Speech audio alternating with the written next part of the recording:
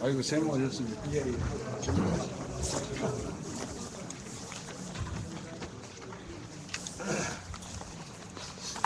그러니까 얘기랑 반복되기도 하고요. 네. 네, 서너 가지만 여쭤볼게요. 시작. 네. 오늘 김동연 대통령이 굉장히 제가 듣기에는 목소리 톤도 높고 메시도 강하게 하거든요. 좀 들은 일단 소감을 좀 말씀해주시죠. 예. 전 대통령이 여기 계신데 사회 원로도 많고 이분이 항상 사회적인 위기가 올 때면 늘 나서서 이렇게 아주 열정적으로 말씀하시네요. 오늘 굉장히 기미도 불편하시고 그런데도 불구하고 아주 열정적으로 여러 가지를 짚어가면서 충고를 해주셨습니다. 아주 감동 깊게 들었는데요.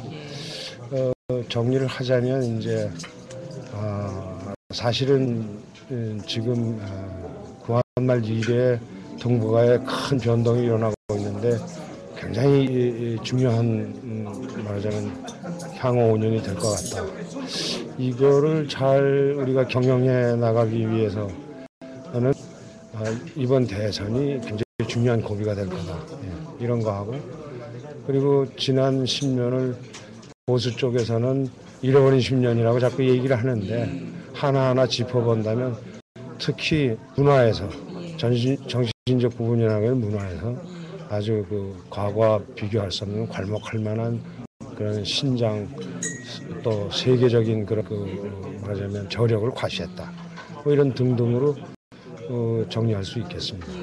근데 아까 이제 김대중 전 대통령이 말씀하신 중에 굉장히 지금 상황에 대한 위기의식을 드는 말씀 중에 하나가 지난 50년으로 가면서 대신 10년 세력의 대력으로 이제 설정을 하시면서 그렇습니다. 잘못하면 이게 다시 전쟁의 길로 갈 수 있다. 네. 이런 말씀까지 하셨거든요. 전쟁의 길뿐만 아니라 이제 동북아에서 이제 고립돼 가지고 구한말 때의 지도층이 실패했던 그런 전철을 밟을 수 있다. 뭐냐면 북미 수교가 이루어지고 그 다음에 중국과 또 미국, 러시아, 일본이 이 동북아 중심으로 새로운 어떤 세계 질서를 이렇게 형성하려고 하는데 남한만 고립돼서 이렇게 말하자면 역행하는 시대와 역사에 역행하는 이런 쪽으로 갈 수 있다. 이건 한반도의 위기다. 이렇게 보는 거죠. 예. 또 한 가지 지적한 건 이제 소위 이쪽 되찾은 10년 진영의 어떤 무기력, 기력 없음. 그래서 또 한번 좀 강하게 좀 꾸짖으신 투로 말씀하셨는데요. 예, 그렇습니다. 그러니까 말하자면 지난 10년 동안의 민주화 사회가 이루어진 다음에 이제는 마치 그것이 다 이루어져서 이것이 더 이상 진전될 것이 없는 것처럼 안이하게 그래서 지식인들이 되게 그렇지 않습니까? 중립이라든가 또는 뭐 방관이라든가 이런 식으로 이제 팔짱을 끼고 냉정하게 이렇게 뒤로 물러서서 이게 지금 관조하는 상태인데요. 그렇죠. 예, 도저히 이래서는 안 되겠다. 이게 더 우리가 지금 민주주의가 정착된 게 아니라 형식적인 것만 갖췄는데 더 선진화해야 되고 그리고 바로 말하자면 지금까지 해왔던 여러 가지 개혁이라든가 변화라든가 이런 것들도 심화시켜야 되겠다. 이런 의미인 것 같습니다. 선생님 지금 대선이 한 27일 남았는데요. 네. 너무 좀 늦게 발동을 거시는 게 아닌가요? 네.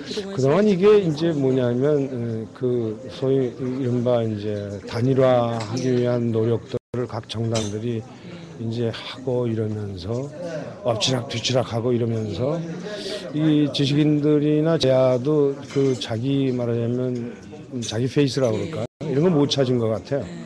그리고 전부 각기 조금씩 다른 견해 차이를 뿔뿔이 흩어져 있는데 이건 아마 모아야죠. 그래서 해체 모여를 해가지고 지금 시간이 얼마 남지는 않았습니다만은 말하자면 강력하게 연정을 전제로 한 연합을 해라. 이런 식으로 우리가 좀 목소리를 합치자. 이런 말하자면 논의들이 지금 충분히 돼 있습니다. 선생님, 조금 더 상세하게 설명해 주시면. 예, 그러니까 이제 법률권 후보 단일화 네네. 이렇게만 정리가 되어 있는데요. 법률권 연정에 대한 네. 개념이 어떤 네, 건지. 법률권 단일화는 시간도 충분치 않을 뿐만 아니라 정책적으로도 다르고 계층도 다르고 예. 또 그 성격도 다르기 때문에 이게 자칫 잘못하면 과거처럼 무슨 이렇게 서로 흡사하고 이래서 담합해버리는 이런 결론이 되기가 쉬운데 우리가 지향하는 서구식 말하면 선진지를 보면 보수 진보 양 체제로 서로 정책 대결을 하는 국민이 그마다 선택을 해요. 이렇게 해서 정권도 하는데요. 이를테면 진보의 경우에도 여러 가지 층위가 다릅니다. 그러니까 이게 독일이나 프랑스 같은 경우에도 그 연정을 자주 하거든요. 예, 뭐 사회당이랄까 기민당이랄지 또 뭐 녹색당이랄지 등등 해가면서 중도에서부터 좌까지 아우르는 그리고 이제 쪽에는 우익 보수가 있는 이런 정도의 구도인데 이번에 어쩌면 그런 정치적 실험을 해 나가면서 나아가서는 정말 그 민주주의의 도담이라고 할 수 있는 이를테면 남북 분단 체제 때문에 안 된다고 했던 이제 평화 선언도 하고 평화 체제로 들어가게 되면 우리가 마땅히 해야 되는 그 내각 책임제까지도 바라볼 수 있는 게 아닌가. 그러기 위해서는 좀 격조 있게 제야가 연정을 구하고 그렇게 해야 되는 게 아닌가. 선생님 그럼 대상에 소위 민주노동당 포함되어 있는 건가요? 그렇겠죠. 예, 노동당의 노동 정책도 말하자면 같이 그 정권 안에서 같이 해나갈 수 있도록. 어쨌든 그러면 후보는 하나로 치르고 전 이후에 연합정부 형태로 연정을 가져가자 뭐 이런 말씀. 그런 취지. 예. 어쨌든 후보는 하나로 예. 이번 대선을 치러야 한다는 말씀이시고요. 예. 곧 이어서 아마 내일쯤 그런 말하자면 연정을 촉구하는 연정을 전제로 한 대연합을 촉구하는 성명이 나가고 네, 사회 각계 문화예술계가 발언을 할 텐데 하여튼 내일 또 그 성명서가 나올 것 같습니다. 선생님 마지막으로 한 가지 지금 정치권의 그 통합이나 단일화 논의나 이런 것들이 굉장히 지금 또 교착 상태인데요. 정치권을 향해서 좀 따끔한 한 말씀 해주시죠.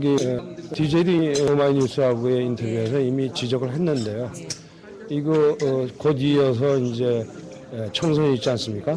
총선을 의식하고 국회의원 된 사람들이 각기 그 세력 다툼이나 기싸움을 하는데 이거 절대 이래서는 안 되겠습니다. 이게 대선이 날아가 버리면 총선도 뭐 거의